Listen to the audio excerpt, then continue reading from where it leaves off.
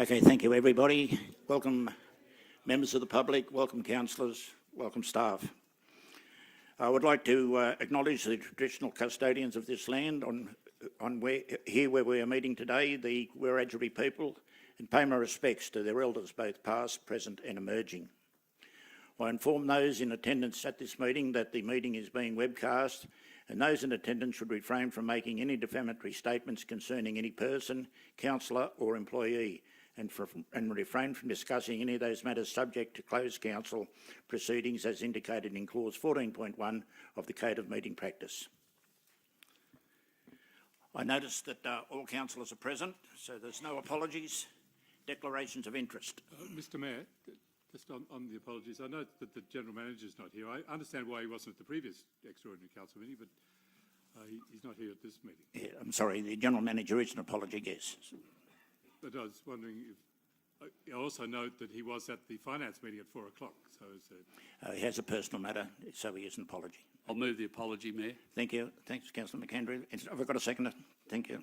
Those in favour? Thank you. There's no declarations of interest? Okay. Could I have somebody move that we have public forum this evening on items on the agenda only? Happy to move that, Mayor. Happy to move that.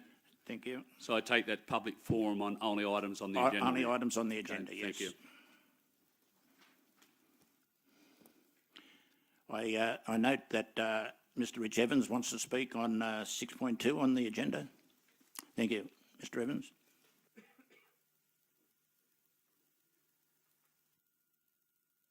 Thank you, Mr Mayor, councillors, and I'll be addressing on two matters relating to the same item.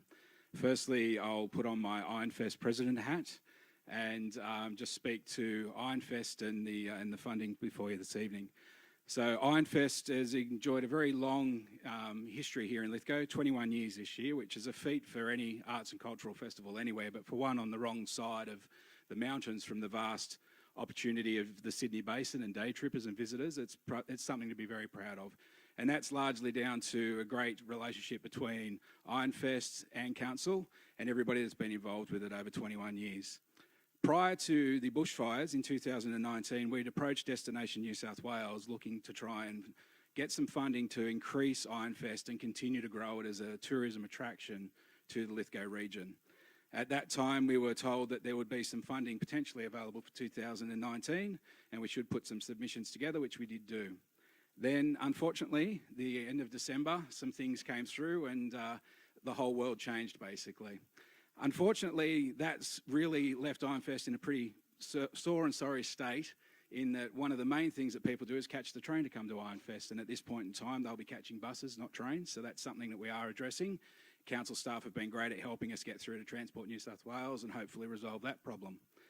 We also note, though, that there's been a number of things happening all around the world, and we're watching festivals like the South by Southwest Festival in Austin, Texas, has recently just cancelled. It's a large festival that attracts many millions of people around the world to go to Austin, Texas and enjoy there. So all the people from Austin, Texas enjoy it, but people go there in droves.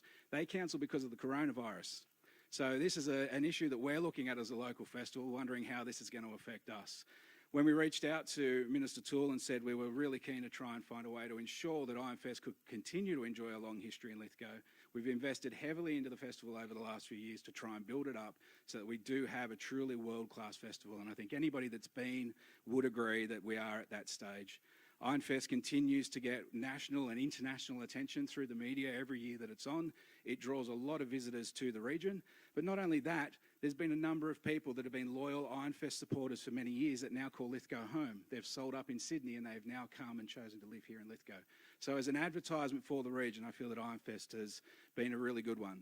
One of the things that we have never really embraced, though, or we've tried to embrace, but we've never been embraced necessarily by all of the Lithgow community. We've got a very diverse culture here in Lithgow. We don't expect everybody to love Ironfest, but we feel that we could see more locals come to Ironfest. And so the funding before you is to offer discounted tickets to Lithgow locals, as well as a number of other things that we want to do for the marketing of Ironfest to let people know that it's on. So Ironfest is guaranteeing a 50% discount for anybody with a postcode from within the Lithgow LGA 2790 2845 2847. If there's another postcode I've forgotten, I'll be happily able to add that as well. Those tickets will be available at the gate so that we can cite a licence and make sure that they are there. The concern we have is that next year when those people turn up, we want to be able to, again, find some sort of infrastructure and way that we can continue to offer some sort of local incentive for people to come, but that's something we'll have to investigate down the track. So I hope that everybody that's been involved with Ironfest has... Did I really go longer than my time? It's the first time that's happened to me. Thank you very much.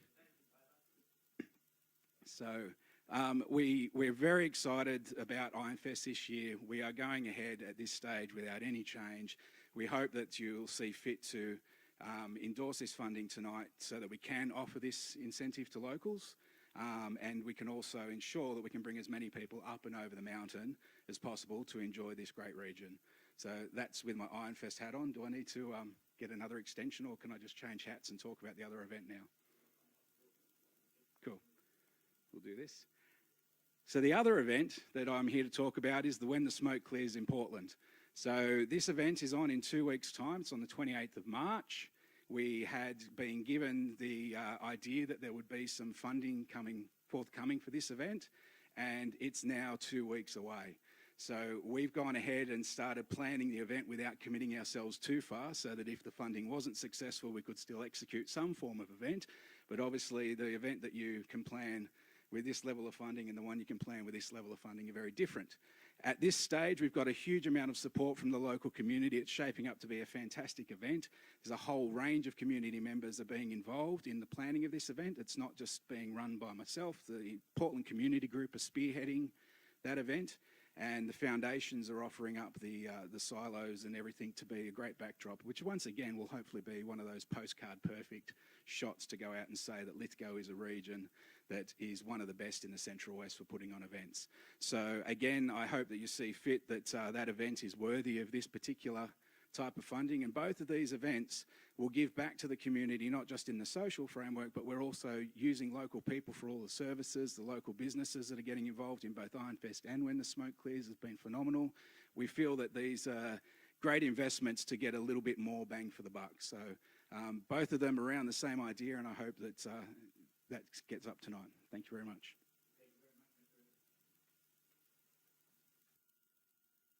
Anybody else in the community like to speak on an item on the agenda? Thank you.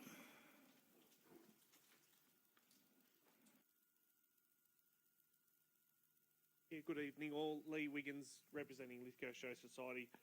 Just discussing on 6.2.1, if I may. It's just minor. Firstly, thank you very much for considering Lithgow Show Society for up to $30,000 for this event. That will allow us to offer free entry to the predominant majority of our people who are locals.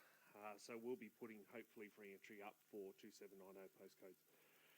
We have a couple of quick questions of clarification, if I may. Just around Blackheath and Mount Victoria residents, they don't have a show. Would we be able to offer that to residents from the upper mountains? Two, just regarding the wording in here, it says for us that we'll be able to invoice council after our event. Now, we rely on that money fairly soon after the event to pay our entertainment providers. I was just wondering if our wording could be changed to something similar to Ironfest, that it is part of our sponsorship agreement. I don't know whether that's possible, but it just might allow us to receive that money beforehand. Look, we'll endeavour to answer that just now, Mr. Wiggins. Thank you. We should be able to do that as part of a sponsorship agreement. That'd be very much appreciated. Thank you. But that was it. So thank you very much on behalf of the Show Society, and if we can just extend that to members of the Upper Mountains as well. Thank you very much, Mr. Wiggins. Anybody else like to... Lady up the back.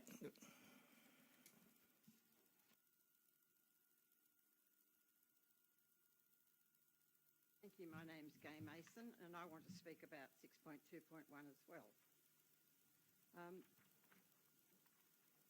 Just out of curiosity, I put an item on Facebook to a Lithgow group saying that this money was available and this is what the council's going to vote on, and what do you think of it?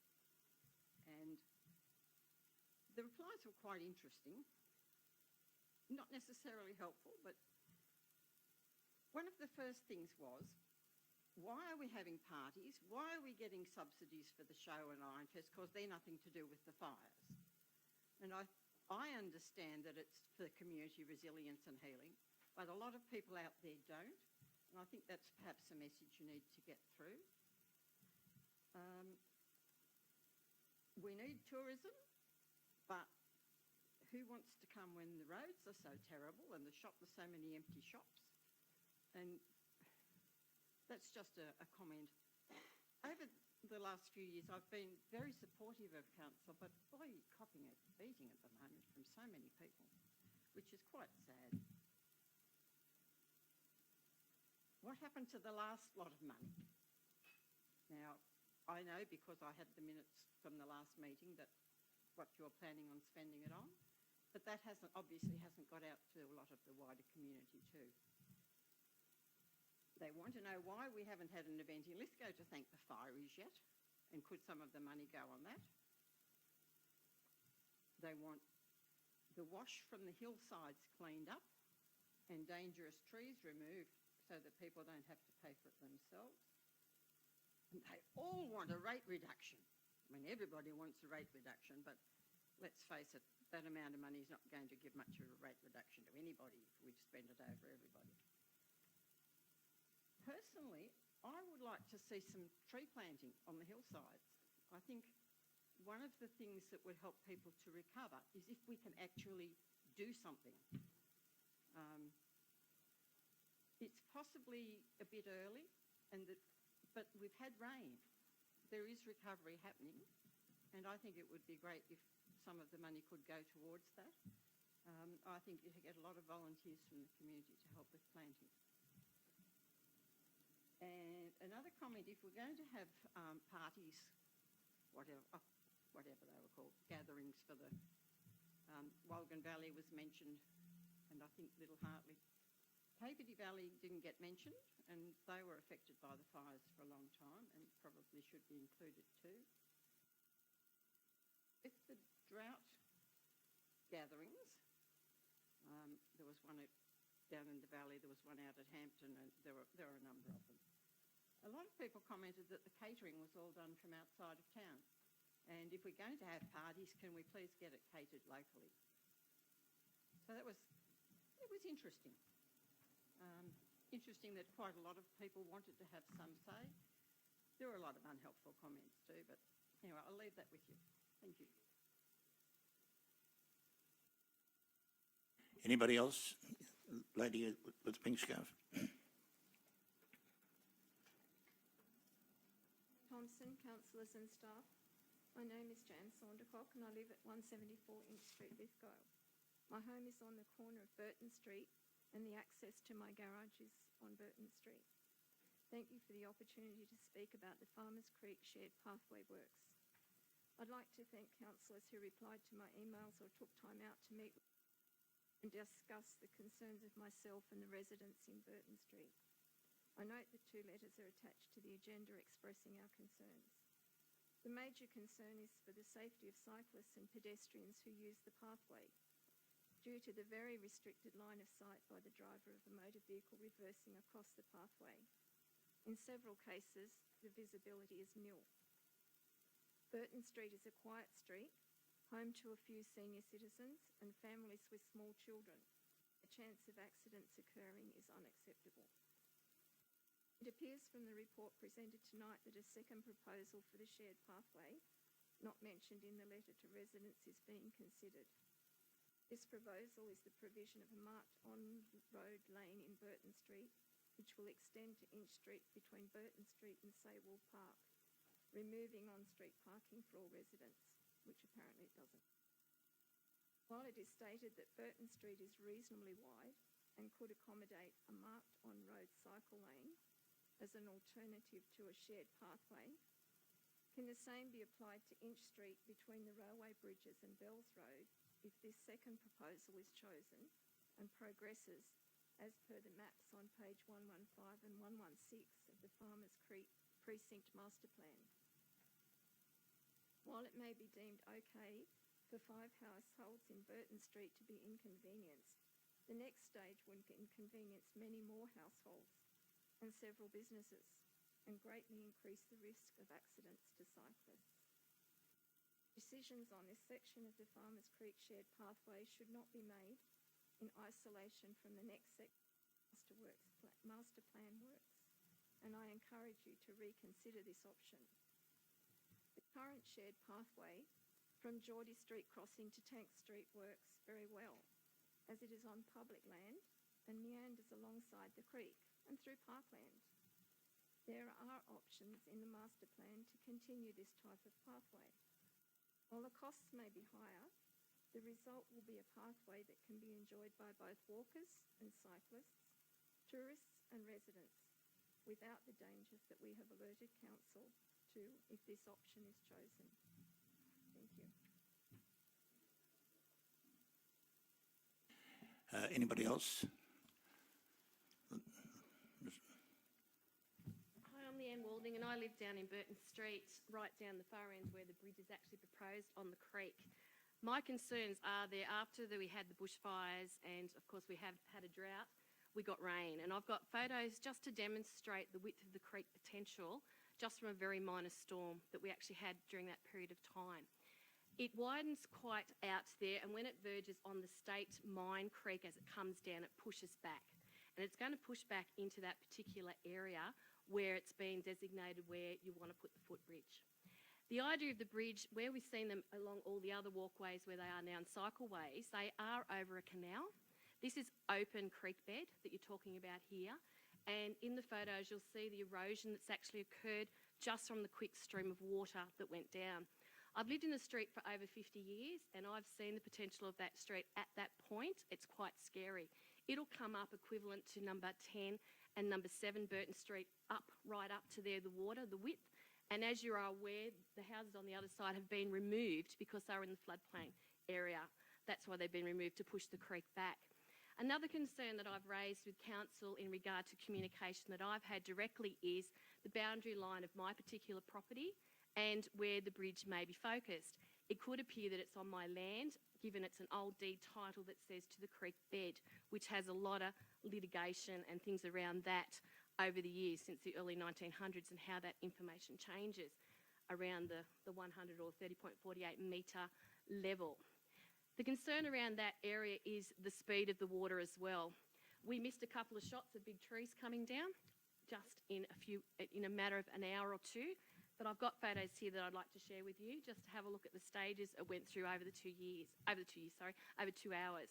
So I want you to consider, not only is it detrimental to the safety going up Burton Street that's been raised by Jan and the other residents in the area, consider you're putting a bridge where we're talking about massive width of floodwater, and it's been seen to happen quite regularly. Anybody else? Thank you.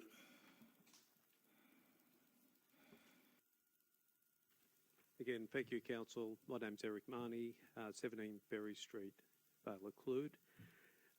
Thank you for the opportunity to talk to the Council again tonight. I'm not here to bash Council. I'm here with a suggestion on how we might go forward with this issue. I've read the report and I thank Mr Edgecombe for the report. I have a few differing views. A few of those relate to the history of the site. Now, I don't like to be unfair in discussions. Somebody's handed me this as I walked in the door. It's a subdivision plan from 1979 for this particular lands, and I appreciate Mr Edgecombe's not in possession of that, and this isn't a stunt I like to do, so I'll certainly give you a copy so you can have it for your reference. But within the plan, it shows the alignment of what was understood to be a public road in the Vale, which ran between Ramsay Street and Redgate Street down to Mort Street and joined into Woolnose Street.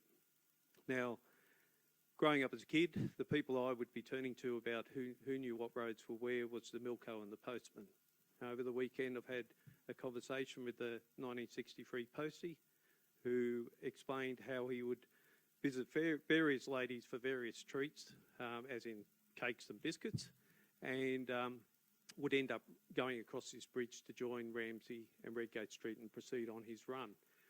Also had a discussion or interaction with another gentleman who talked about the road being there in 1988 and the demolition of the blue fibro house that was there. I would probably refer to this lady as the matriarch of the Vale, and certainly in our end of the Vale.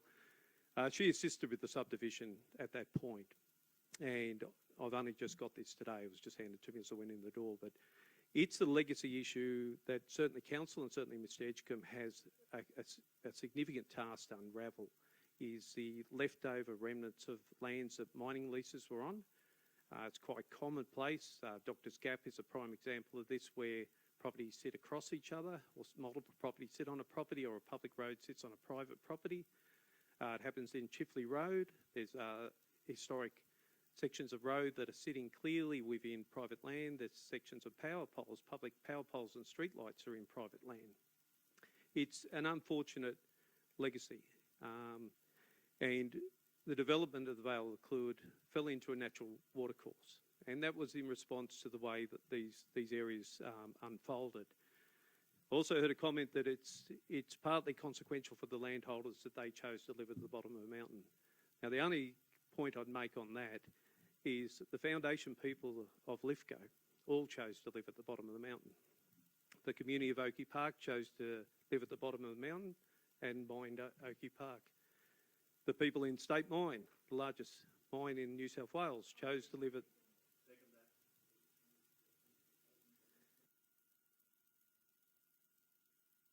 Thank you. Also chose to live at the bottom of the mountain.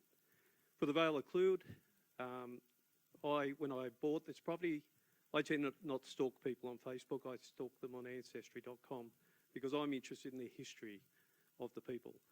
Now, the gentleman was a Welsh machinist who came out here in World War I around that time, and obviously joined his countrymen and others in mining in the Vale of Clwyd.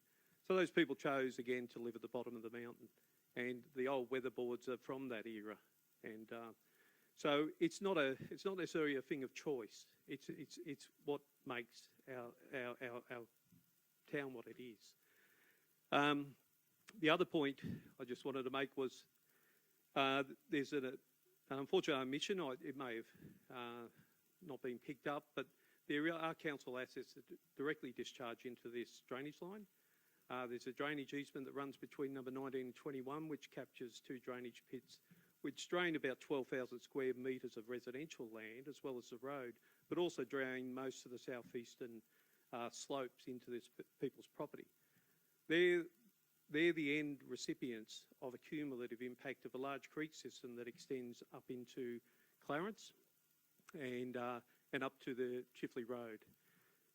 My reason for advocating for these people is a fairness issue. I think they're taking the excessive brunt of every fire event. I understand what Mr Edgecombe has said, and I agree with him, and it probably supports some of my argument that the culvert isn't appropriately sized to deal with these bushfire events. But the culvert has been there for a long time, and it looks like it's been there well into the 60s. This is not the work of the neighbours. I understood they put an extension on it because the thing was falling apart during these events to try and get their vehicles out. They had a caravan in there. So they've asked largely for goodwill of a local contractor to assist them in that process. I also would say that the Bushfire Agency, I seem to have a different understanding, and maybe it's a bit distorted how I've read it, but some of the key statements they made said that they would work shoulder to shoulder with and for the communities and collaborate with all levels of government. They'd work directly with the community, listening to locals and enabling local solutions to local issues. They will stand with those who have been touched by bushfire, supporting their recovery every step of the way, and in turn strengthen their community's resilience. This is about community resilience building. We get this thing right, we then don't put these people, their neighbours and their downstream neighbours under this pressure every time a fire happens. I don't want to put a whole lot of scientific papers in front of you, but okay, my apology. I'll finish up quickly though, thank you. There are scientific papers both in California and in Australia that talk about post-fire flooding, particularly the migration of burnt materials. That's what's causing this. You can ask Mr. Trace or any of his neighbours, does it flood in between time? No. It's flooded it may flood in lower sections where there's constriction points, but it's been flooding at this point post-fire each time. I think some design will alleviate this, and I know that the community wants to work with council. We're not people here who are anti-council. You know, we see council as one of our partners in getting this right. So I'd ask the councillors, and I thank all the councillors who made time to talk to us or come out and visit us, and it's very much appreciated. And I'm happy, Jonathan, just to supply you with this. As I said, I don't like to bring things without someone having them first, but I literally got this handed as I was walking in the door. So thank you. Yep. Mr. Ticehurst.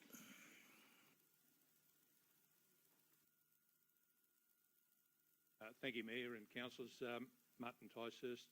Just speaking in regards to 611, which is a request for works for Woolnock Street at the Vale of Clewett.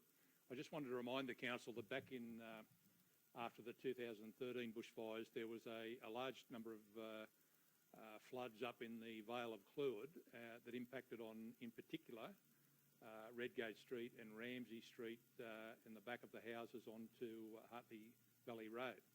And I think it's Mr Wilson at 61 Hartley Valley Road. The council determined, and the three councillors here tonight, that to pay somewhere up to $80,000 to do lay some very big pipes in the backyard of Mr Wilson's place at 61 Hartley Valley Road. That money came, just to reflect on memory, was the money that was allocated to the Rydal Tallest that wasn't going ahead at that time. So there is a precedence for council doing works up in the Vale on private land, which seems to be the reason for not proceeding today. So I just wanted to remind the council that it has been done before, and I think it would be quite unfair for this group of people who are further up from this Hartley Valley Road that will solve the problem to where council's done it before. I know it wasn't put in the annual report where private works are meant to happen, which Mr Edgecombe might have had a reference.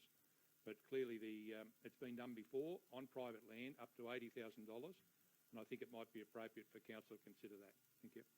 Thanks, Mr Ticehurst. Any other? Okay, I declare public forum closed. Next item on the agenda is the Merrill Minute. The Merrill Minute is EPA proposed application to enter into an enforceable undertaking. In August 2019, a failure of a caustic soda tank at the Wallerawang sewage treatment plant led to a discharge of the caustic soda into an unnamed watercourse on council land and a private property adjacent to the STP. Council was issued with a clean-up notice to remediate the affected area in accordance with the remedial action plan prepared by consultants. These works are continuing with oversight from the New South Wales EPA and the consultant. Council was advised by the New South Wales EPA intent to investigate the matter and possible breaches of the Protection of Environmental Operations Act 1997 on the 30th of October 2019. Council has fully complied with the requirements of the New South Wales EPA, with formal interviews of staff being conducted recently. The New South Wales EPA considers there are sufficient grounds to proceed to prosecution for a range of offences under the Protection of Environmental Operations Act 1997. Rather than proceed to prosecutions, there is an option of entering into an enforceable undertaking. Enforceable undertakings are voluntary and legal binding agreements between the EPA and a party, in this instance the Council. The benefit of the enforceable undertaking is that they are an efficient, flexible and transparent tool. They allow the EPA to obtain a set of fit-for-purpose commitments that address specific issues in response to the alleged breach.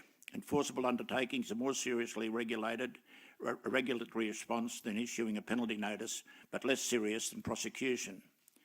An enforceable undertaking contains details of the commitments Council makes to response to the alleged breach.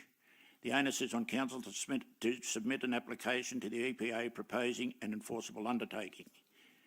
The application is effectively an invitation from council to the EPA to begin the process of negotiating an enforceable undertaking.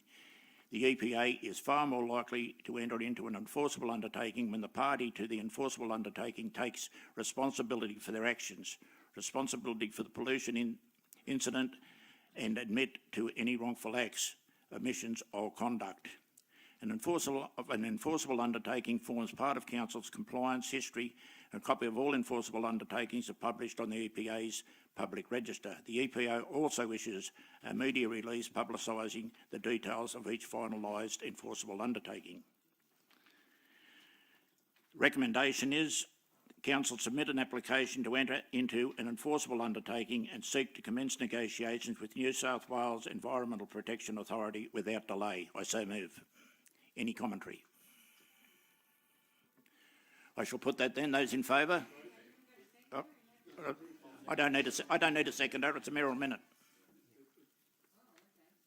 So if there's no one wishing to speak in favour of the motion, I'll speak against it. For 3 years we're told that operational matters are the responsibility of the administration. Suddenly we have a mayoral minute on a major operational matter written by the Mayor, Councillor Ray Thompson. This is a very sketchy report. 12,000 litres is twice the amount that is stored in the average backyard water tank. Caustic soda or sodium hydroxide with more than 13 pH. That's your maximum. 14 is an arbitrary number at the top, but 13 is the maximum you can get. So that's your upper limit, 13 point something. But what's interesting in this report is what's missing. Not surprising, given the culture of secrecy at this council, but there's no history of compliance failures. For example, between 2000 and 2018, 540 incidents of non-compliance and 6 penalty notices. But let's get to more recent times.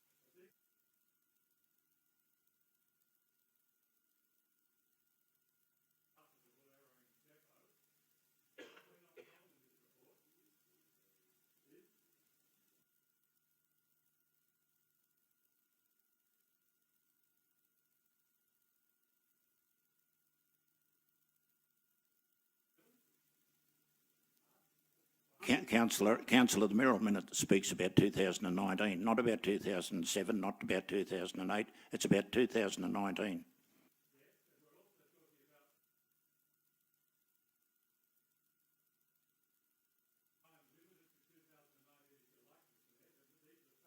Once again, Councillor Leeser, we've had a new STP out at Wallerawang after that.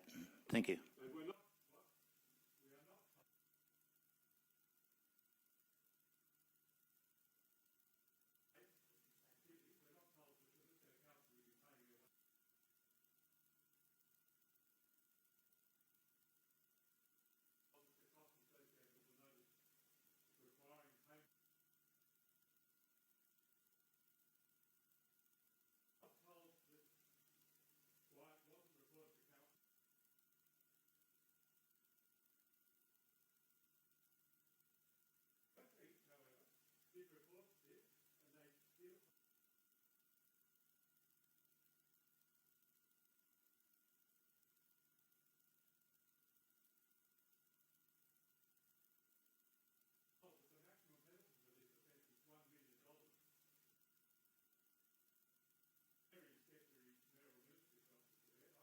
Let me say,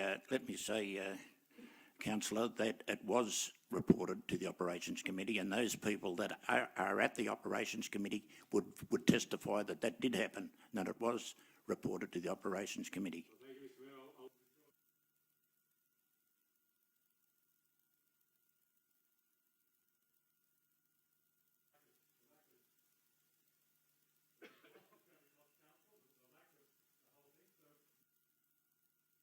Thank you, Mr. Mayor. Before I close up, finish up, congratulations. Did you volunteer to write this report, or were you asked? Thanks. I just have questions, Mayor Thompson. I understand the importance of the recommendations, and I understand the need for council to undertake an enforceable undertaking. That's a mouthful right there. But the questions I have are we currently reviewing our systems? Are we currently putting additional safeguards in place? What's the end result? So do we make sure that this environmental catastrophe doesn't happen again? I'll get Mr. Buckins to speak on that. Thanks, Mr. Buckins. Through you, Mr. Mayor. Yes, we are. As part of the enforceable undertaking, we've proposed a whole range of measures. Those measures don't prevent us from taking action now. So we've done that. We've appointed additional positions. We're in the process of reviewing our whole operation, including all standard operating procedures, operation and maintenance manuals, as well as the workers executed drawings, which actually showed incorrect locations of pipework, which has also caused some issue in regard to what had occurred out at Wallerawang. There's also the review of our pollution incident response management plan. That's being undertaken by a consultant. There's a whole range of actions that have been taken from the time the incident occurred through till now, and that will continue through the period, regardless of whether we enter into the enforceable undertaking or not. Yeah, Mayor, I have a question and a comment. Just let me deal with the issue of the reporting on this. Yes, a comprehensive report came to the Operations Committee in relation to this problem, and of course the Operations Committee minutes are then reported to Council and are spoken on at Council, so Council's well aware of what happened. The question I've got though, the issue arose from our caustic soda tank. My memory serves me correctly, we were told that our caustic soda tank was built to government specs and government requirements and had been checked consistently. I recall that it's never been ascertained clearly how the leak occurred, but I make the point. The caustic tank was built and checked by the appropriate government departments. That's my understanding what was explained to us on the Operations Committee in relation to dealing with this issue. So in fairness to Council, we thought we had the proper and appropriate containment process and system in place, which had been checked and which had been designed and engineered, as I understand it, based on government requirements. So, you know, I'd like some view on that. That's my recollection of when we discussed this in detail at the Operations Committee meeting. Through you, Mr. Mayor. The design was a public works design when the STP was built back in 2012, 2013. It met all the required standards at the time, and it was checked off by council engineering staff as well as public works and the contractor. The issue with these types of tanks is there is a common occurrence of failure that is occurring now. Unfortunately, council was one of those. Now, we have 8 tanks of a similar design, similar construction, similar material. We've now had 2 that have failed. The release to the environment wasn't the factor of this caustic tank. There was a sequence of events that occurred, so it wasn't just primarily the tank. But the bunding that the tank sits within was also signed off by Public Works and Council's engineering staff at the time as being watertight and free from leaks. Unfortunately, during this incident, it actually leaked from the designated designed bund that was meant to withhold the material. Mr. Mayor, I have a question. How can this... Councillor Leslie, Councillor Smith, Councillor Smith. The question for you, Mr. Mayor, is to Mr. Buckins. Is Mr. Francis the next door neighbour to the STP at Wang? Will he be kept up to date on a frequent basis about the actions you're going to put in to make sure that hopefully this never happens again? And will he be called into council, or will you have an on-site meeting with him, just so him and his wife are kept up to speed with what's happening? Through you, Mr. Mayor. Mr. Francis was the person that actually reported it to the EPA on the Saturday before the EPA actually arrived on the site on the Wednesday.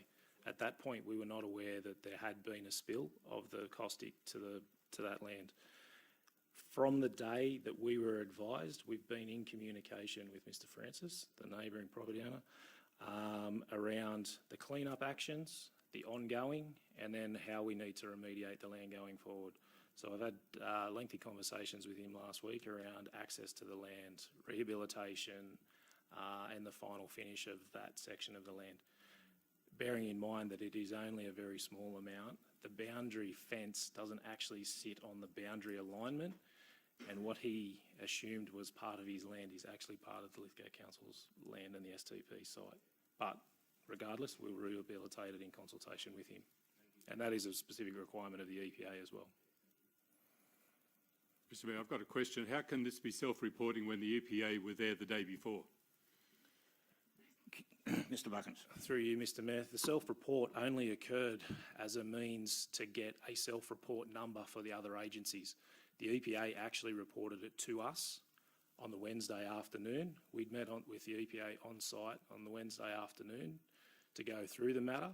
On the Thursday morning, after meeting with a number of staff, it was determined that yes, it looks as though there had been a leak from our site. In response to that, we immediately implemented our pollution incident response management plan, which for all the other agencies concerned, being Fire and Rescue, New South Wales Health, Water New South Wales, and the like, they all require an incident report number that's issued by the EPA. The only way to get that is make the self-report, which we'd done. So, in summing up, with the help of Mr. Buckins, I wrote this Merrill Minute, wholly and solely so as to use the money that we may get prosecution for to go into an enforceable undertaking to spend that money in a rightful way to fix up the problems that we are already working on. So, therefore, I put the Merrill Minute. Those in favour? Those against? Councillor Leslie's against. Thank you.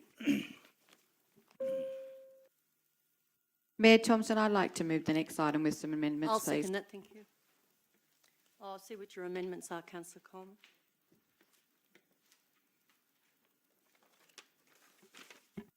Sorry, Councillor Coleman, The next item on the list. Oh, I see. All right. Councillor Coleman and second Councillor Statham. Councillor Coleman. Thank you. So 6.1, this is what, Mayor? So the first amendment is, number 1, note the report on damage from the recent rainfall event to the privately owned right of carriageway for residents of Walnut Street, Lithgow. That's number one. Number two, taking into consideration the principles of the Bushfire Recovery Agency, Lithgow City Council provide material and support to the residents of Walnut Street in the Vale of Clwyd, Lithgow, to be provided for a culvert that is resilient to post-bushfire flooding. That's number two. Number three, and I'd like to delete 2 on the recommendation, of course. So that number 2 replaces number 2. Number 3, the funds be allocated from the $1 million payment from the federal government, which is for the purpose of recovery and renewal within the community post-bushfire. To second that, Councillor Statham. I am, thank you. Thank you. Look, as Mr Marnie said earlier, and I've been working very closely with the community on this issue, and they've lobbied me quite hard, and I'm quite sympathetic to their concerns. As the National Bushfire Recovery Agency has stated, the agency will work shoulder to shoulder with the communities and collaborate with all levels of government. Our commitment, we will work closely with the state and local government agencies and the key stakeholders to integrate recovery and rebuilding activities. That's what the National Bushfire Recovery Agency has stated on their website, and I believe that this falls into this category. Look, what we have here is local people advocating for a local solution for a local issue. We don't want to be revisiting this same issue in a fire season in the near future, having this community reliving the trauma. I mean, I've been out there, I have witnessed the trauma.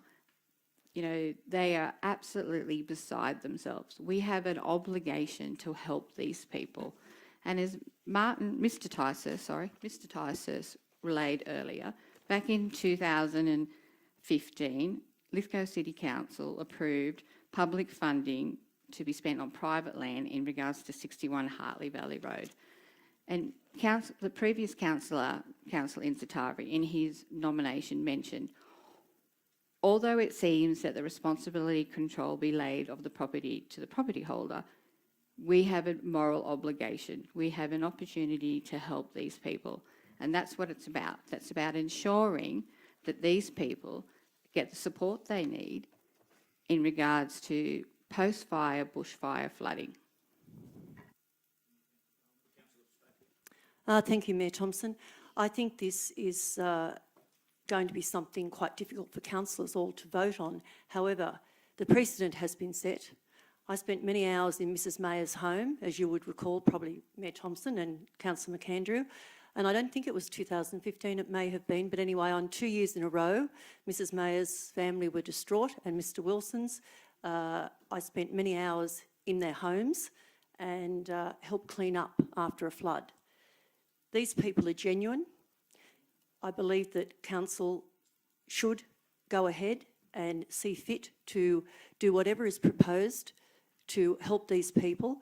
And if we do it now, we're not going to have this conversation in another 3 or 5 years when we have flooding or a fire again. So I think the councillors need to assess this situation by this is not a precedent. We're not doing something in somebody's back garden that we haven't done before. It's been done. And I went and witnessed this, as I'm sure you did, and Councillor McAndrew.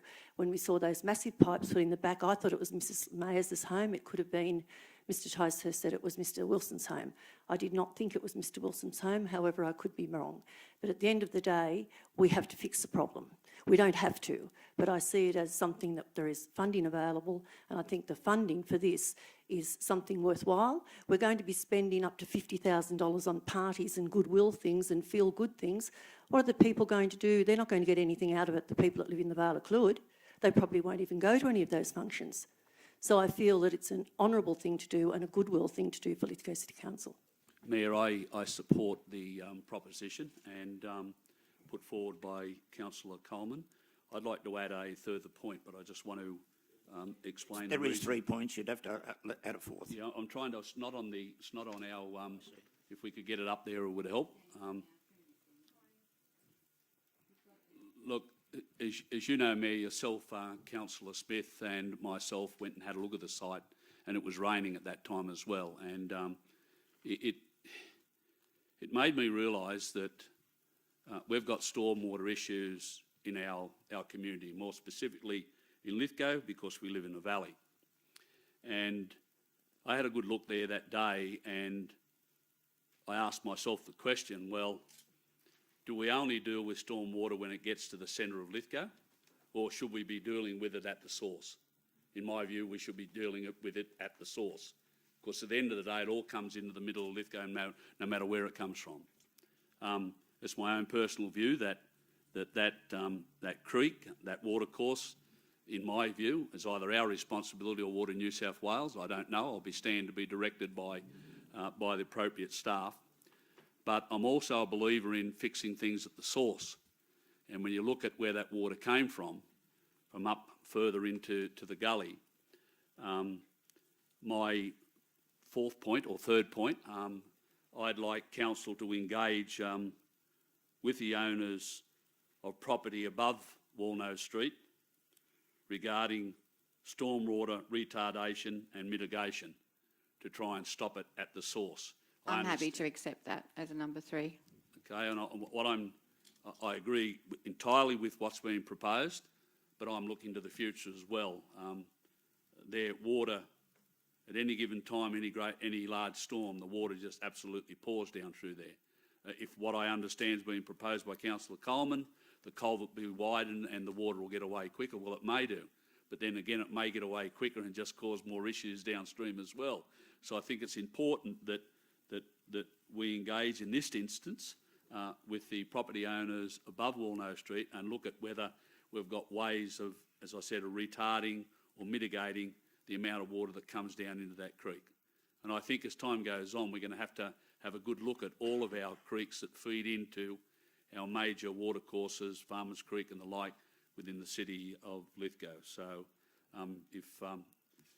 like I said, I'd like to add that to the recommendation. I'm happy to accept that as the mover. I'm happy, yes.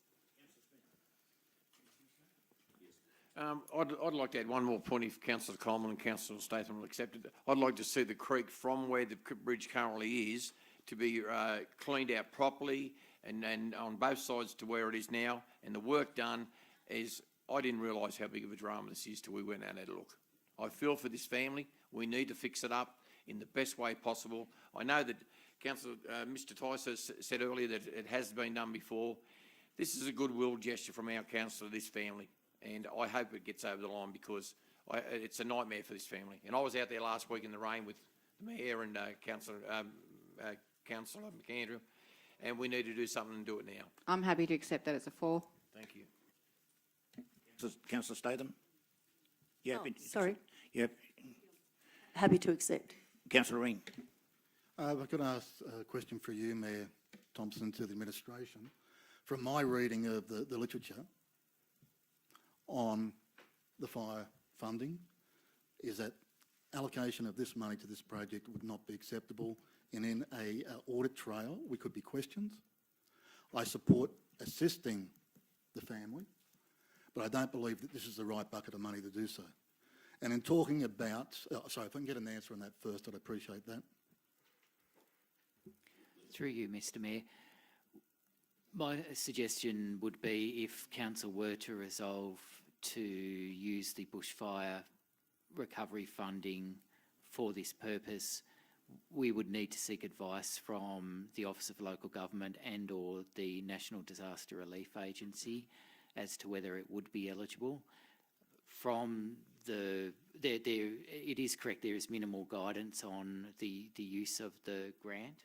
However, the purpose of it is to rebuild roads and infrastructure that is public infrastructure being part of national disaster relief arrangements, employ staff to help in recovery activities and hold events which bring the community together and bring tourists back to town.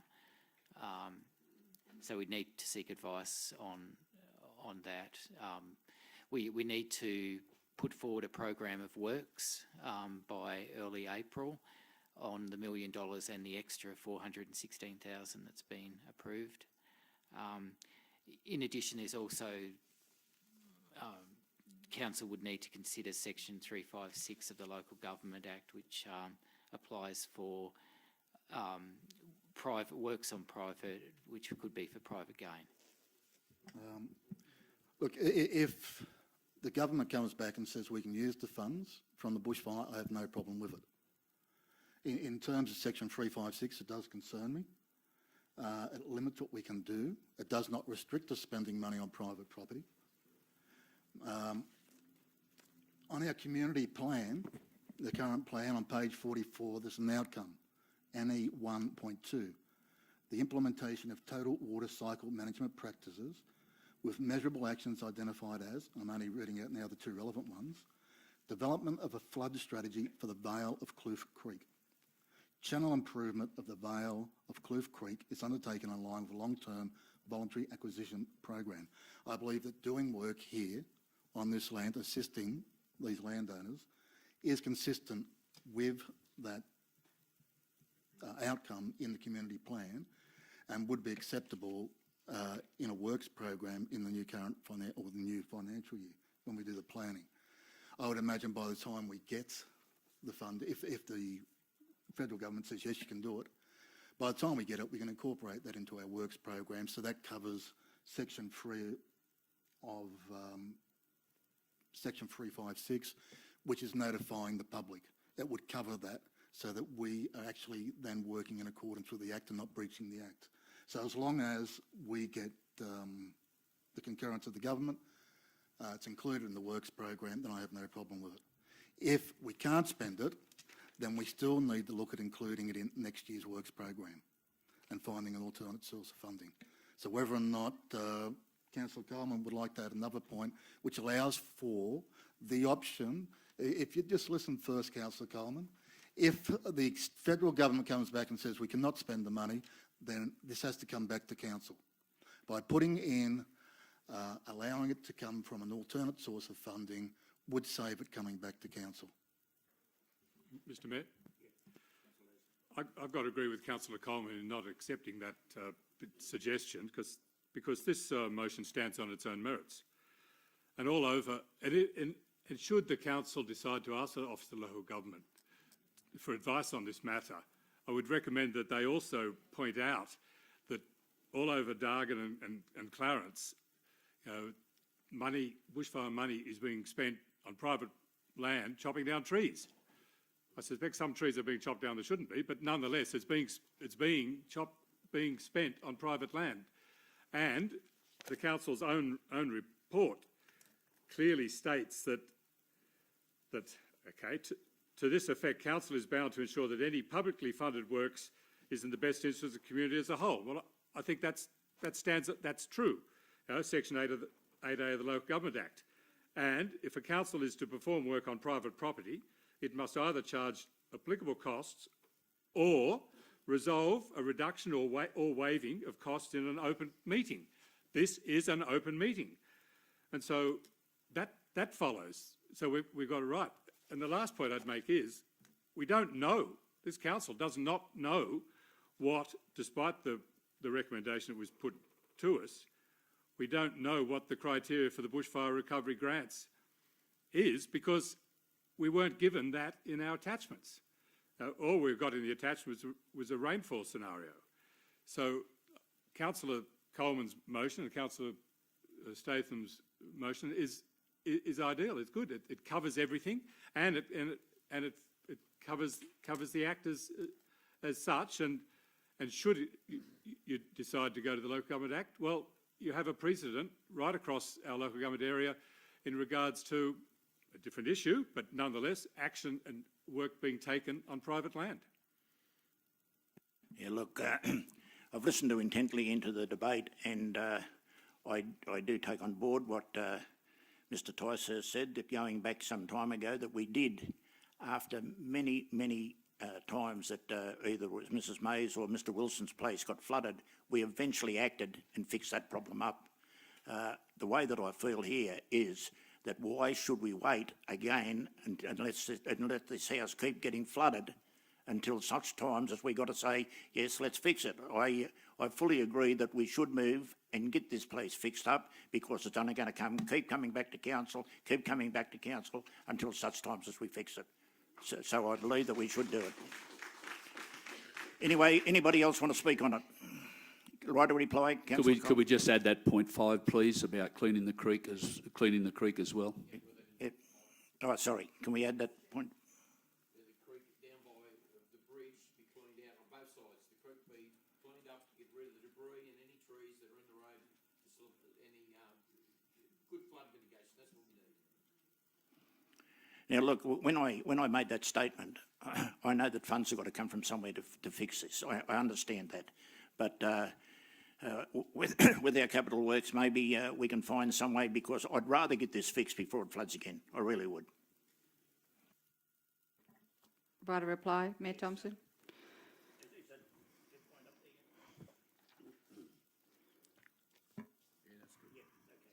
Councillor Coleman. Thank you.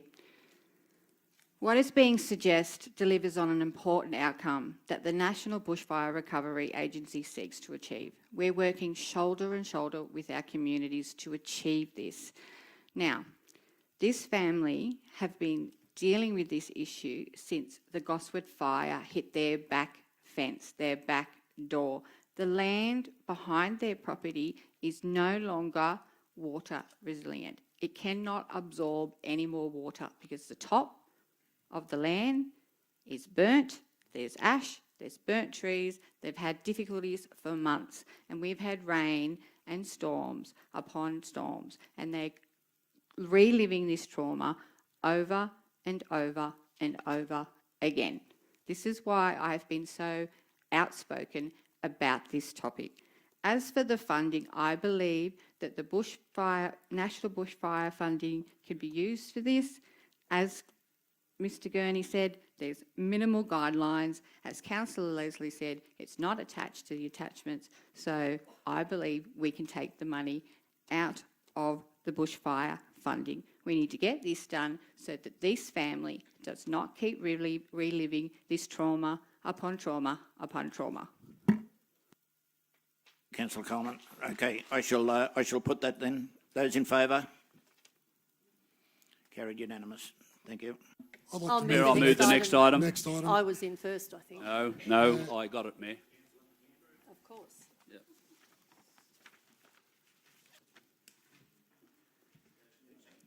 I'll second it.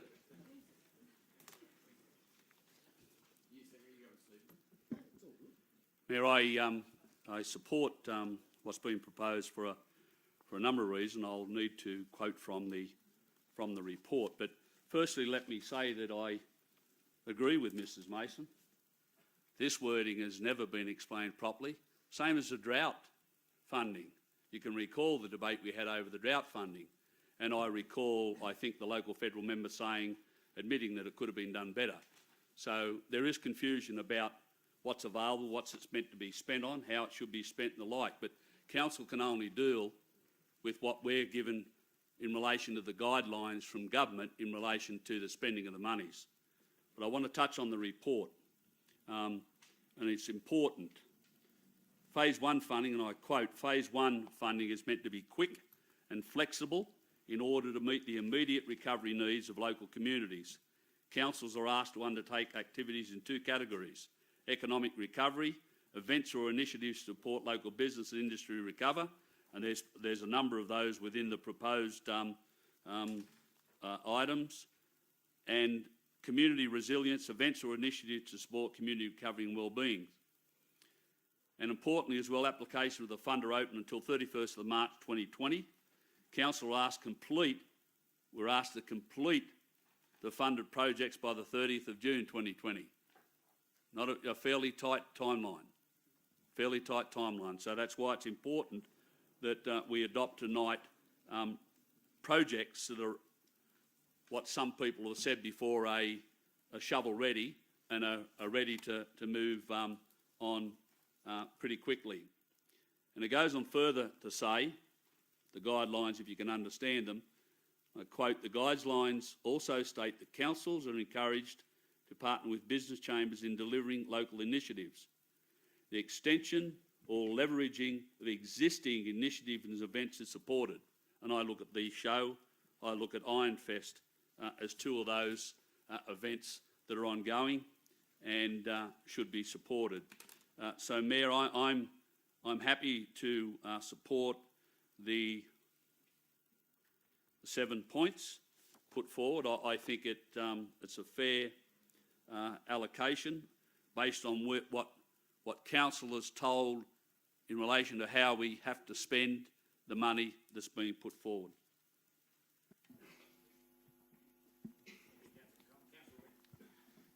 Mayor Thompson, their guidelines are quite extensive for this one. They weren't attachments, but they can be found on the internet, or you can ask administration for the guidelines, which I did with both of the previous ones. I believe there's a short time frame for the expenditure of these funds. I believe what has been proposed, and the local member did go out and invited people to put in bids for funding, and that's well within his rights as a local member. I believe these projects are shovel ready. They are for the benefit of this community. The community as a whole will get some benefit out of it. The Lithgow show, they've had good years, bad years, $30,000 for them. We'll hopefully get more people and it might help it to grow. Ironfest is a great event. Whether or not the coronavirus is going to impact on it this year, I don't know, but the lack of trains coming straight to Lithgow will, so the funding will help with buses and transportation. I think Nigel's event for Portland, when the smoke clears, is very important. I know there are people that are complaining, why isn't it in Lithgow? Well, Portland's very central to a lot of our community. It's central and easy to get to for Glen Davis, Glen Alice, Capity, the Wolgan Valley. It is a good location, it's a good venue.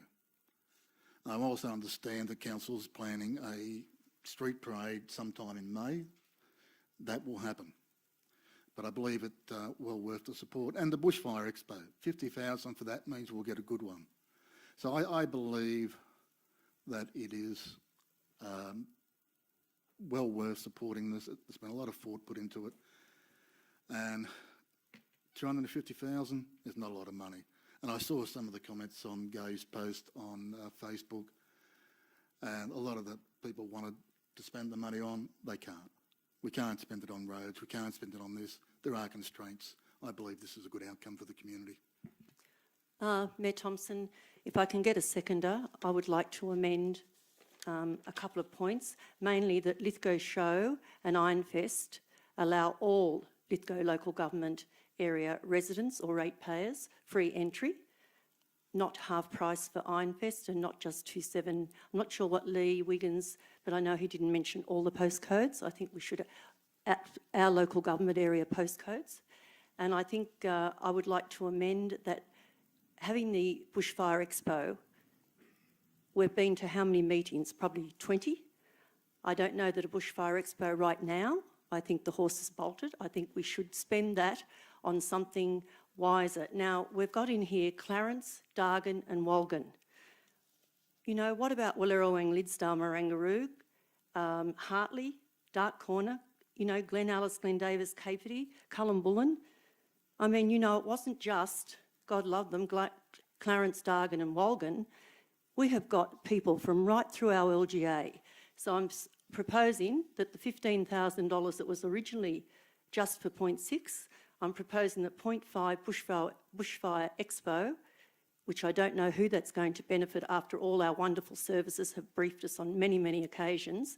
The $50,000 go to, with the $15,000, $75,000 to every one of those brigades equally. 65, beg your pardon, Mayor Thompson. I believe that that is something that would keep everybody happy. I'm sure that when people look at this, when the motion's moved and seconded, as it probably will be if I'm unfortunate enough not to get a seconder. Thank you, Councillor Leslie. We need to be fair. You've got these people out at Dark Corner, which is in our LGA, not all of it, but part of it. So, you know, the Gospers Mountain Fire would have gone straight through Portland if that hadn't stopped. So we need to realise the people at Cullumbullen helped keep Glen Davis and and Capity. So just let me hold you. You're moving an amendment then? I am, thank you. Okay, and you're seconding, Councillor Leslie?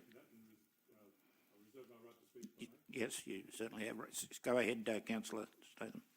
I just think we need to be fair. They all pay the same rates.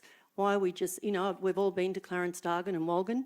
We've all been around all the areas, and they've all been affected in some catastrophic way. So I think as councillors, we need to share the love. And that would be, if it's going to have to be spent on some sort of resilient activities and events, then let's be fair and give each, some of these are combined brigades, I realise that. Like I think the Meadow Flat and Dark Corner are combined now. But let's treat every one of them fair, because they all had similar amount of members in each brigade. None had a lot. They were helped by people throughout New South Wales and Tasmania. So I think, thank you, Councillor Leslie, for seconding my amendment. Mayor Thompson, I'd also like to move an amendment when it's appropriate. Councillor Leslie. Thank you, Mr Mayor. I just wanted to speak on the $50,000 budget for the Bushfire Expo. These expos, people would actually pay to put their exhibit at the expo. We're asking, they would want to come. The state government would be wanting to be part of this. So we don't have to pay people to come for it. But I think in the long run, money may need to be spent, administration money, other costs. But the $50,000 to me seems excessive in something. I think it's a great idea, but for the $50,000, I just can't see the value in that. So if Councillor Statham's, and I understand Councillor Statham's motion does deal with that in a way. But again, if we're going to have a Lithgow Show Society and an Iron Fest, well, okay, let's have it for everyone who comes, and we'll know. We should ask the organisers of these things to have some accountability on who comes in. So we know that that if only 1,000 people or 2,000 people come, that they can't expect just to get the entire money. They get the pro rata on who turns up. But of course, it's in their interests to advertise it well. It's in their interests to be proactive and get out and make sure that the Lithgow community is aware these events are on. So I'm happy to support Councillor Statham's amendment. Mayor Thompson? Yes. Councillor Ring. I do not support the amendment. I fully support $50,000 for the Bushfire Expo. I believe it is necessary.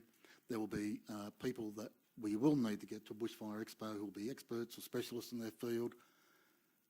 They may require payment. Bushfire Expo is not going to be a lot of people wanting to run here going, we're here to tell you about fires. It's not going to be all volunteers. There'll be businesses that have products to sell. Yep, they'll come. They might turn a quid. But there will be other people that are specialists that can provide advice, talks to the community. It's critical. Clarence, Dargan and Walgan Valley. Well, Clarence and Dargan, I've been up there a few times, both with the mayor, general manager, with the military. It got gutted. The majority of houses were lost up there. It was terrifying for those communities. The Walgan Valley, I went down there on the 3rd of January and Thomas was a mess from the pub. They were watching that fire, same as Capity, coming for 9 weeks. They were getting ready, and then it hit. And the Walgan Valley, when that fire hit, they were closed off. They could not get out. They only had 3 small national parks trucks down there. Those trucks only have a carrying capacity in water of about 300 to 400 litres. So those people were under a hell of a lot of pressure and a lot of stress.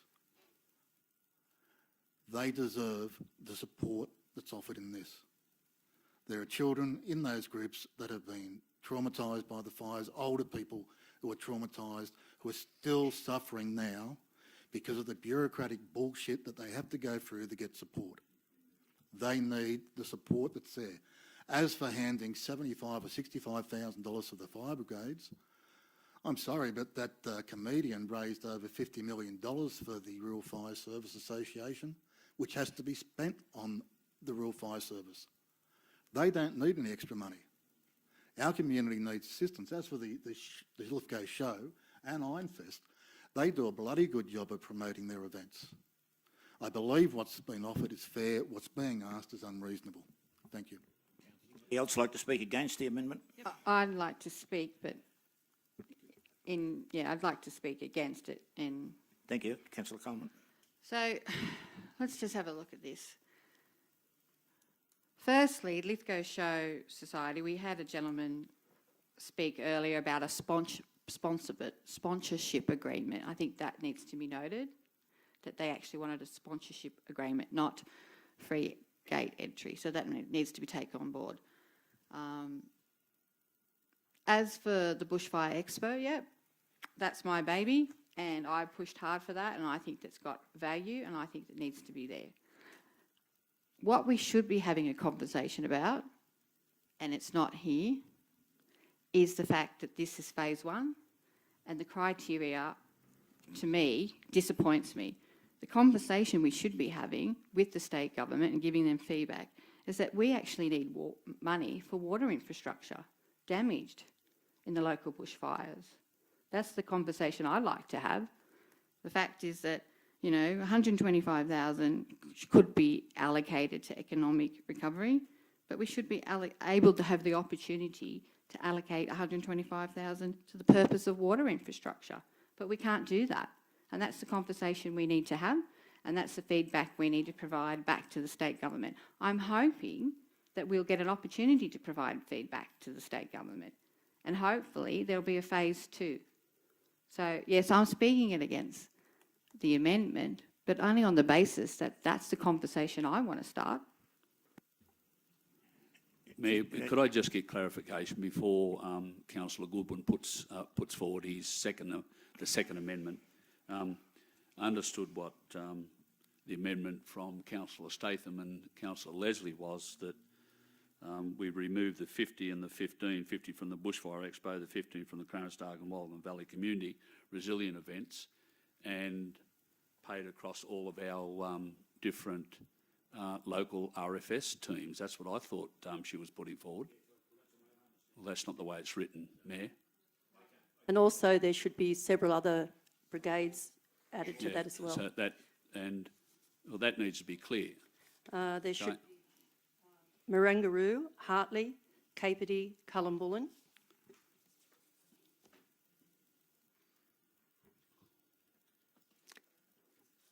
And I hope I haven't forgotten anybody else. Look, just at the moment, Mr. Gurney, I'd like to give some advice. Thank you. Through you, Mr. Mayor. The allocation of funds, or an application for funds to allocate to local brigades, I don't believe would meet the criteria of either economic recovery or community resilience. Under the community resilience category, it needs to be events or initiatives to support community recovery and well-being. So it needs to be directed to the community, not to... I may be, sorry, I must have been misunderstood. Got nothing to do with the brigades. Those brigades should be invited, and those brigades, you've got here Clarence, Dargan and Walgan. Well, they're three, they have brigades. So what I'm suggesting is that all of those brigades, I don't care if it's one big party. I mean, I don't believe in it. I believe, Point like of I order, try... Mayor Thompson. Councillor Statham clearly stated to give the money to the brigades. Yeah. Oh, well, I beg your pardon. If I said that, I'm very sorry. It's to go, Right.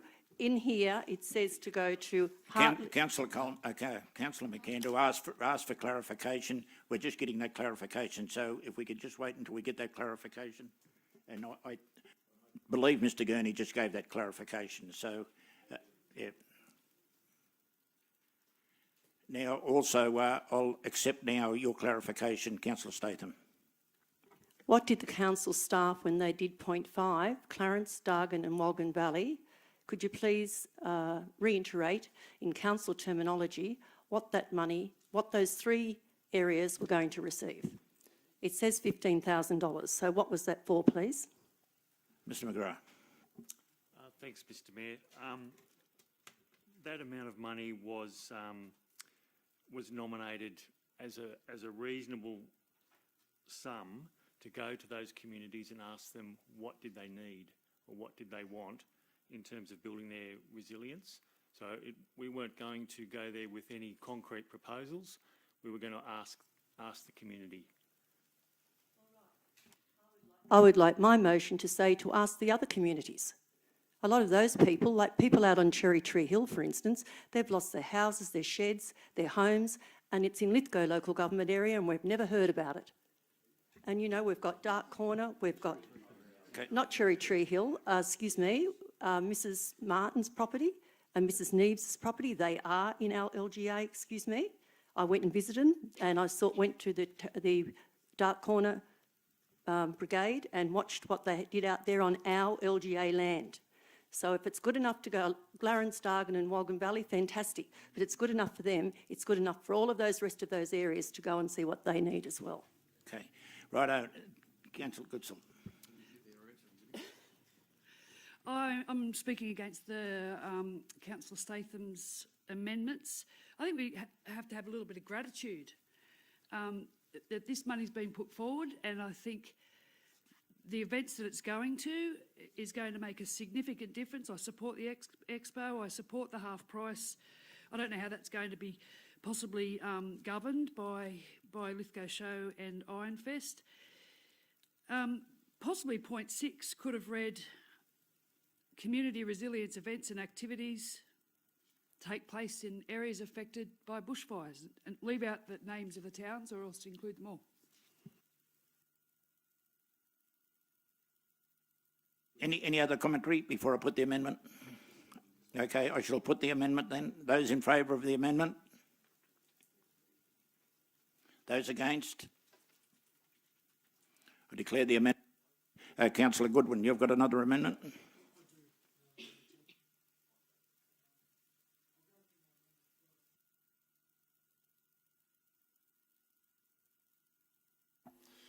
I'll go through my amendment first and I'll speak about it if I can get a second.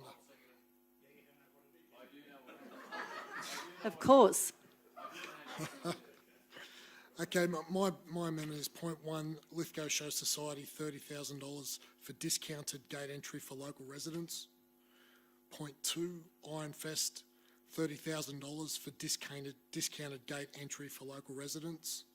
Point 3, Lithgow Business Chamber, $10,000 for 1-year funding for shop local gift card promotion.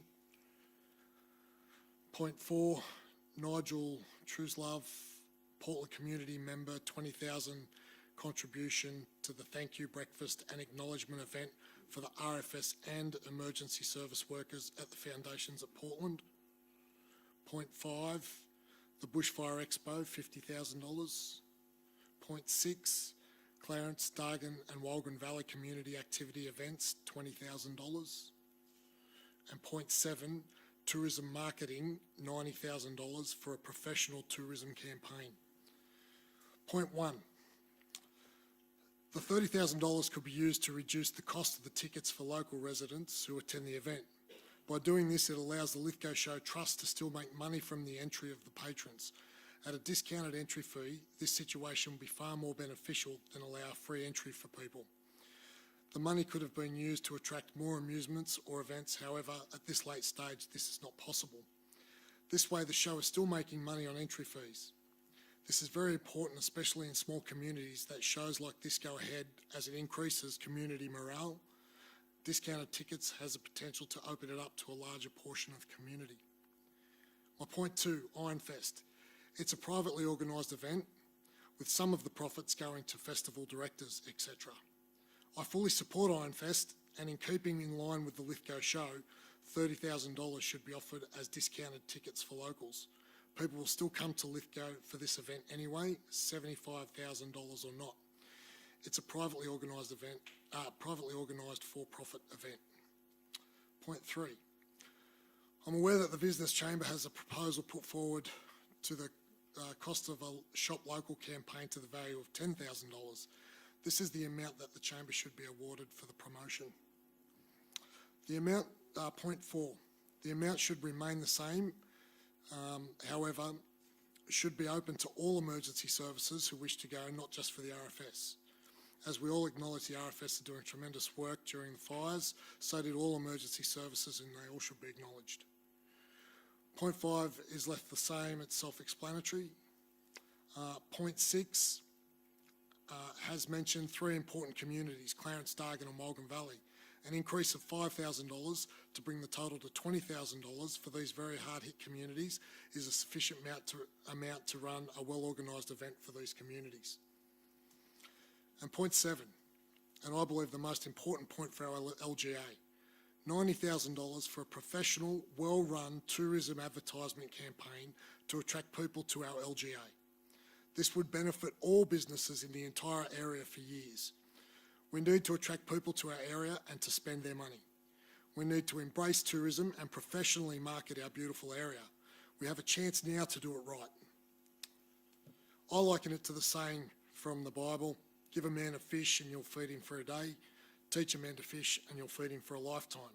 This is an important lesson.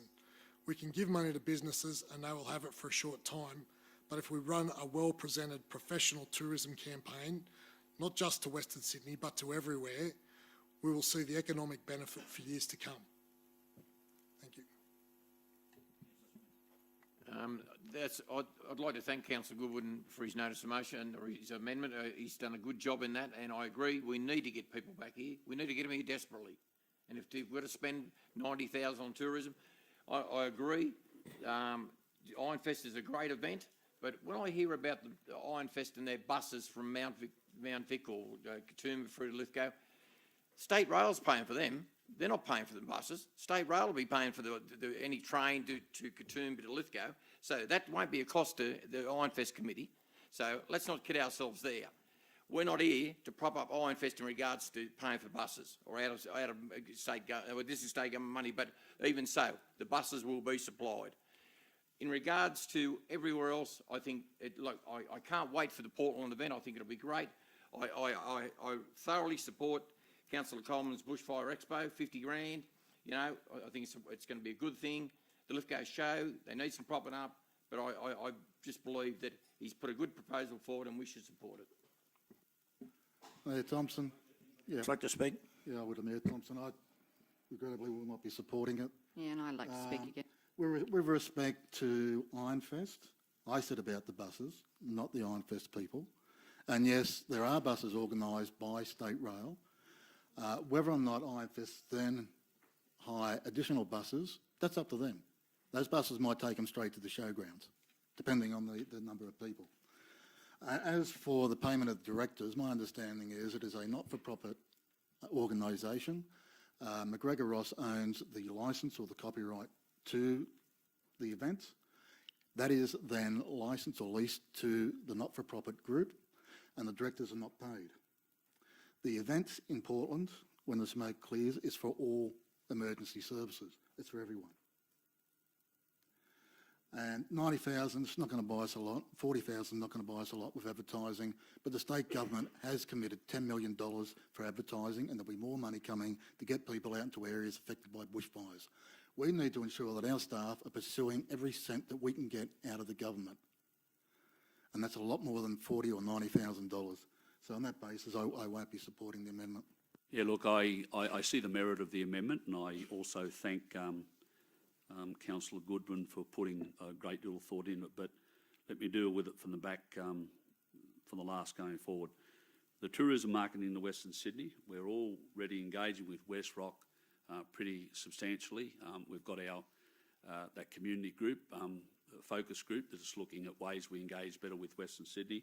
I'd be reluctant to spend $90,000 until we see at least what the opportunities and that are. I think 40 is a reasonable amount to at least get a feel for how it's going to work moving forward. I've got to come back to the guidelines that I outlined. Councillor McAndrew, could I just hold you up there just for a moment? I am of the understanding that we also get an extra $40,000. Haven't we put that away from the last council, that it goes into $40,000? That's correct. Right? Yeah. So we've virtually got 80 anyway, virtually, to spend on tourism. Sorry to interrupt you, Councillor McHenry, but that's the way that I understand it. Oh, I thought that was more about marketing and signage, not so much engaging with the Western Sydney. That was my understanding. of that money to be spent. But look, I think we need to, we're working well with Westrock, but we need to really be careful how we go forward if it's really becoming a major market for us, and I'm hopeful it does, then we've got the opportunity of spending more money as we move forward. As I said in my opening comments, the Phase 1 funding is meant to be quick and flexible. Our Ironfest is our primary event, our major event, and once again, the guidelines talk about leveraging on existing initiating events, which our Lithgow show has been around for some time, a great show, and Ironfest has been around for some time now and really pulls people in. I do agree with Mr Evans earlier that I'm not sure how Ironfest will be affected this year in relation to the kind of coronavirus issues of people sort of staying home and not travelling. I suppose we can only wait and see, but I honestly support the discounted gate entry for Lithgow local government area residents, the same as Lithgow Show Society. Look, I'm comfortable with, as I moved earlier, I'm comfortable with the original recommendation. It gives a spread across our local government area. And I make the point again that was made very strongly by Councillor Coleman. This is just Phase 1 funding. There's more to come. Look, I've got to say that I think that one of the greatest tourism attractions in our whole area is Ironfest. If it doesn't bring people from all over Australia and from overseas even now to Lithgow, there's no better tourism attraction to our particular town than Ironfest. That's the way that I see it. Councillor Coleman. Look, I'm sorry, I have to speak against this as well. I mean, coming back up to the $90,000 that's been suggested by Councillor Goodwin, I mean, Tourism New South Wales should be looking after this. We should be making sure that we have our name on the map in regards to that, and they've got a whole tourist campaign that's going to look after that. As for the Lithgow Show Society, as I said before, they should have a sponsorship arrangement. In the original motion, it's stating up to $30,000 for 2020 gate entry for Lithgow local government. I think that should be changed for a sponsorship arrangement as the same for Ironfest. So maybe Councillor McAndrew could look at that because he's the mover of the original motion. As for Ironfest, I'm a big supporter of Ironfest, and let's not forget that it does attract people all over the state and all over the world, and this year's 21 years. So this is their 21st birthday, and you know, we need to take into consideration the coronavirus. I mean, we don't know where it's going to land or where it's going to end up, and we need to make sure that we protect Ironfest and the Lithgow Show. As for the Business Chamber, yep, I think that's got merit, $10,000, but I'm happy to go with the original 20. I'm happy to go with the 20,000 for Nigel Truslow. As for the Bushfire Expo, that's my baby, so the fact is I will be voting for that and leaving it at that. Thanks, Mr Mayor. I think if we spend $90,000 on tourism into Western Sydney, we'll do our money. No, I'm not talking about Western Sydney. Sorry, tourism market into Western Sydney, $90,000. Okay, well, no. I think if we spend $90,000 on any tourism campaign, we'll do our money. In this current economic and health environment, we just don't know. It would be, it's a good idea, but wait till the whole of our health, the world health settles down. Wait till we find out what's happening. You know, look what's happening in Italy. Look what's happening in other parts of the world. We have no guarantees one way or another here. We just have to wait on that one. Let's just wait and see what's happened. So I think, as a result, I can't support this amendment. I did like Councillor Coleman's comment earlier that we need to start looking at the things that really matter in this town, the things that people are worried about, and that's water and the infrastructure for water.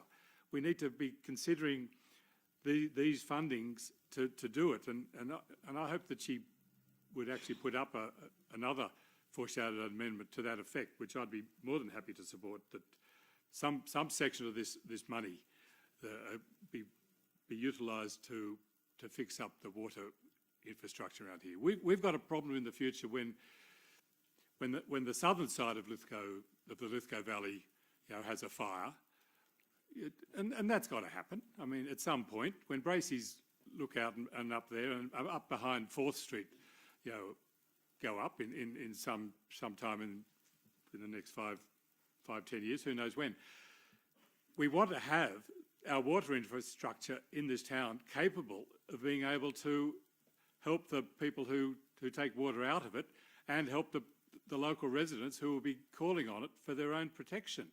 And here's the opportunity to start getting these things right. It'll cost us a lot. It's a major infrastructure. We probably should even look at taking out a loan on these matters in the future. But in the short term, here's an opportunity where we can start, and I think we need to be considering that. Can I speak to my amendment at all?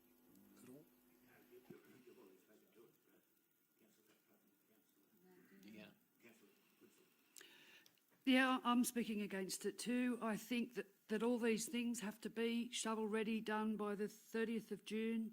The application's closed soon. And everyone keeps commenting on the big,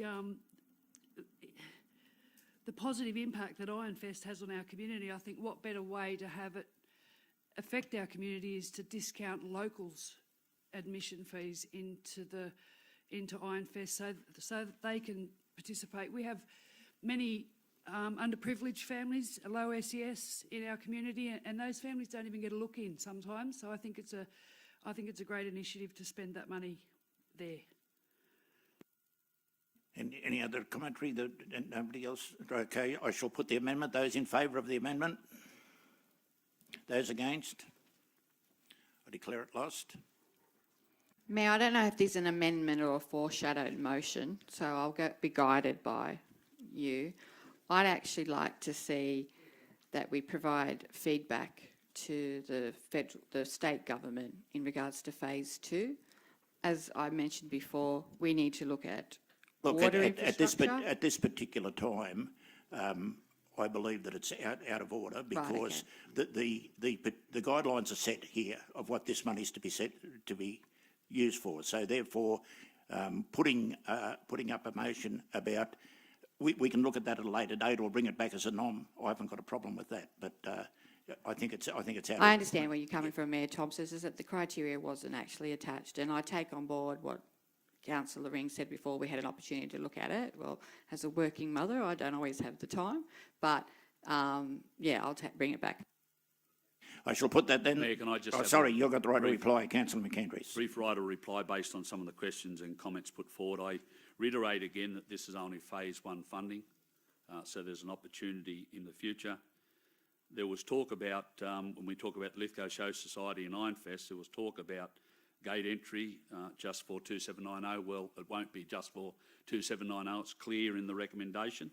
There's gate entry for Lithgow local government area residents, so it'd be Wang, Portland, Cullenbullen, whatever those, most of them would probably share the Lithgow 2790 in any event, but if they don't, we know what we're talking about.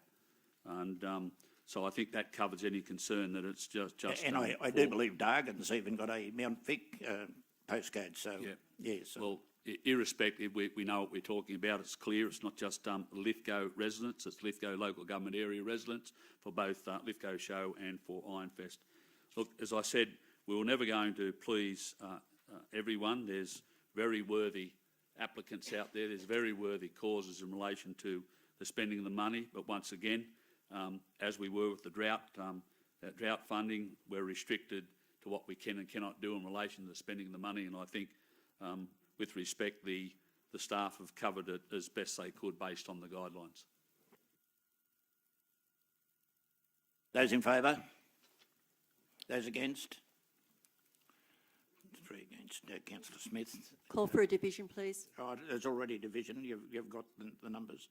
Councillor Smith, Goodwin and Councillor Statham against. All the rest.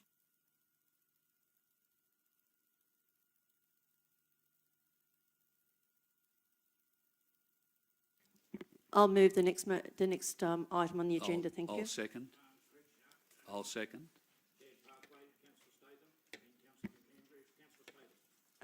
Yes, obviously this is a very interesting and very important pathway along Farmers Creek. There's been lots of concerned residents contact lots of councillors, obviously, and I believe that it's something that we have to put a little bit more thought into, or quite a lot more thought into. So I would go with the recommendation clearly, simply we have a meeting to discuss the Farmers Creek shared pathway along Burton Street, and the meeting be with all residents that would like to attend and councillors and staff as soon as possible. Thank you. Andrew? Yeah, thank you, Mayor. Equally, I agree with the comments put by Councillor Statham. As soon as we can organise a resident site meeting, would be good. There's been the issues of the creek, but there's also been the issue of the bridge and whether it's appropriate where it's proposed to be. I've certainly not given that any thought, although yourself, Councillor Smith, and myself went and visited the site as well. Look, I supported strongly the Farmers Creek Master Plan, and I want to read from page 10 of the report under the commentary. The Farmers Creek Master Plan, developed for Council in 2016-17, provides Council and the community with a strategic framework for the development of the Farmers Creek Precinct. Now that's important, Farmers Creek, the Creek Precinct. It includes strategies for vegetation and weed management. So it's not just about a cycleway and a pathway. It's about cleaning up Farmers Creek, looking after it, and dealing with the issues that we have to deal with any form of creek within our local government area. And it goes on to say, for linking public open space by way of a shared pedestrian cycle pathway to recreational destinations, and for encouraging greater community use and subsequent improved community health outcomes. When completed, the shared pathway will extend from the Visitor Information Centre to Waterworks Gully, with side connections to other places of interest. But the point I make, again, when it was put to us some time ago, my strong view is that the cycleway was to follow the creek, where it has to cross the road to get to the other side, which we've done down near Sanford Avenue, because there was only one way of doing that. But in my view, it was always meant to follow the creek, not to go sidetracking through residential streets and creating issues for those residents in those streets.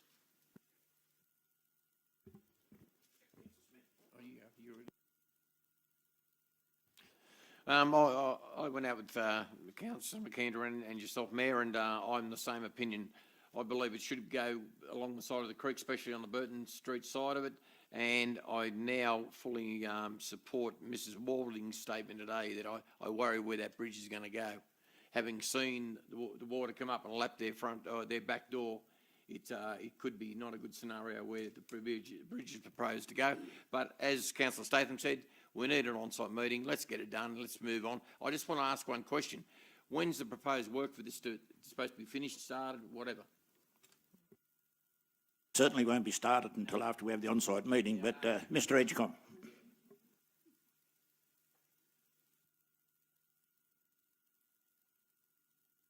Sorry, Michael. Thanks, Mr. Mayor.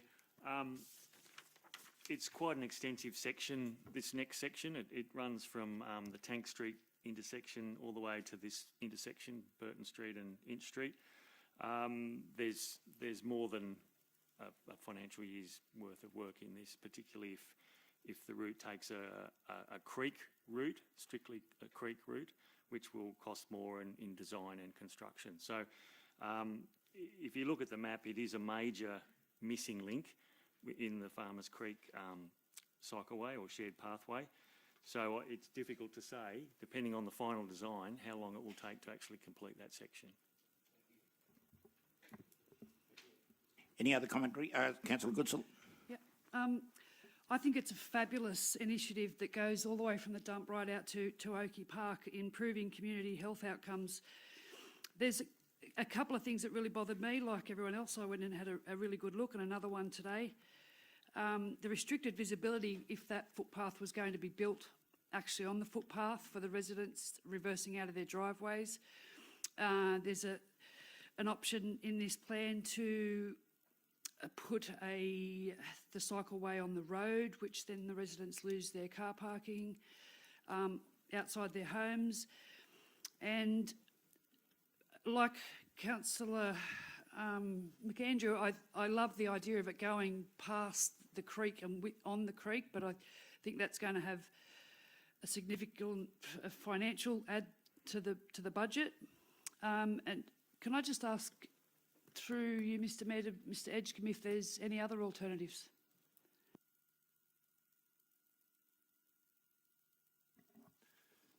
Through you, Mayor Thompson, there's always other alternatives, as there are for most other projects. The matter comes down to costs and whether they're appropriate. But the fact remains that it could be put on the road. It could be delineated with a concrete curb to retain the parking, because the road carriageway itself is about 12.5 metres wide. And it's a solution done similar to what's been recently installed in Sydney with the green shared pathways for bikes and pedestrians and stuff like that. So there will always be other options, but I support going out there and talking with all of the residents and hearing their views. Leslie? I think we need to do a job and do it properly. If it takes a bit longer, takes more, another year or something, that's so be it. But we too many times in this council we do something, particularly roads. I think it would be better with doing a major job in roads and doing half as many, and so you don't have to come back. But same applies here. We get it done, we get it right.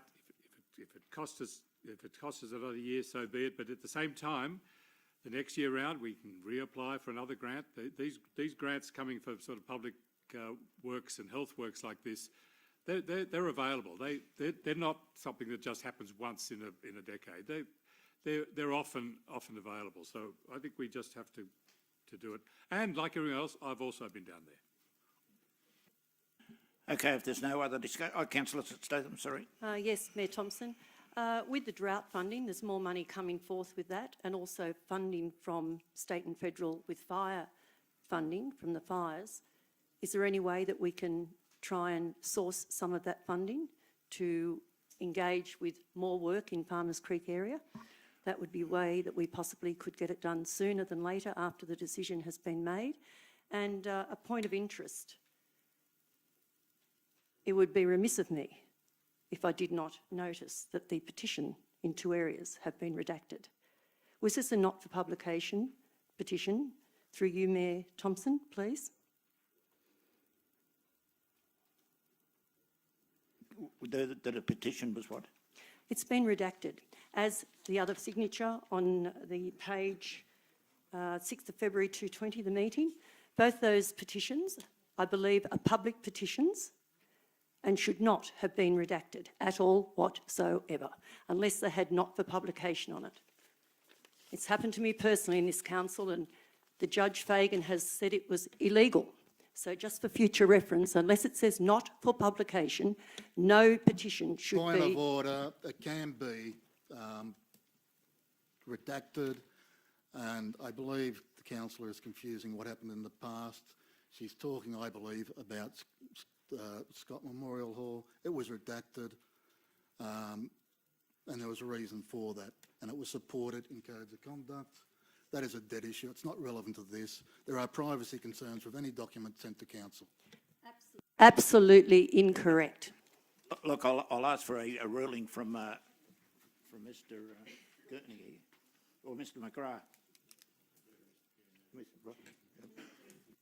Can I please suggest, before anybody feels very embarrassed, you obviously haven't read the transcript from the court case. It is totally illegal. I'm not saying some people up there may not have wished their name to be on that petition, but if they sign a petition at the chemist, the baker's or the flower shop, it is not for publication. It's the only way possible for that petition to be redacted. So unless these residents said, and it's not on the petition, NFP, I guarantee you Judge Fagan is the most well-known, noted Yes, can I... judge. I've got a point. I must have a point of order as well. Yeah, yes, sir. Certainly. This was effectively Councillor Statham's right of reply. It should have been restricted to the right of reply. However, I understand that the crossing out of people's names is something that council has done for years, and as I understand, through privacy issues, are required to do so. If someone up there could confirm or deny that, it'd be helpful. Thank you. Through you, Mr. Mayor, it is standard practice to redact names, and that's the only reason that action was taken.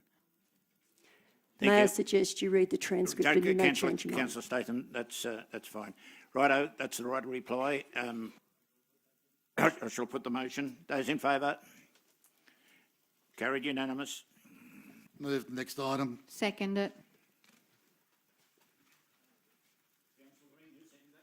I moved, Councillor. At the previous council meeting, I moved to have the Women's Committee submit their reports to a briefing session for councillors. I had a number of questions. I found the session very informative. It was very engaging with the women who came. What has been submitted, I totally support. It's clarified a number of issues, and I have no problem with it moving forward. Thank you. This is great initiatives, great partnerships, and the local Lithgow women on this committee should be congratulated. It would have been nice if it had been approved prior to International Women's Day, which was yesterday, and it falls straight into the category of an equal world is an enabled world, and we've enabled these women to have a voice, and I think that they should be congratulated on that and encouraged to continually have a voice in this forum. Councillor Coleman, any other speakers? Councillor Goodson. Yeah, I'd like to congratulate Councillor Coleman. Job well done. Councillor Goodson, any other speakers? Okay, I shall put that then. Those in favour?